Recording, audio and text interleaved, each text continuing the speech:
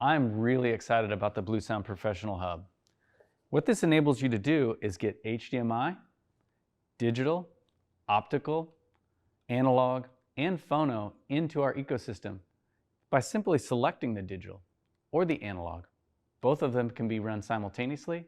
You can have 4 on one network, and that enables you to quickly select either a digital or an analog signal to any device on our network without having to group them to a streamer or a streamer amp.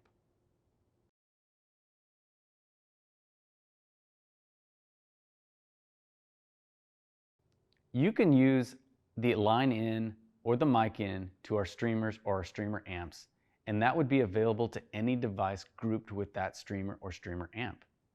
As an added convenience, you can use the digital or the analog input from the hub to stream to any device with one click. You can have 4 of these in one network, so a total of 8 inputs in one Bluesound ecosystem.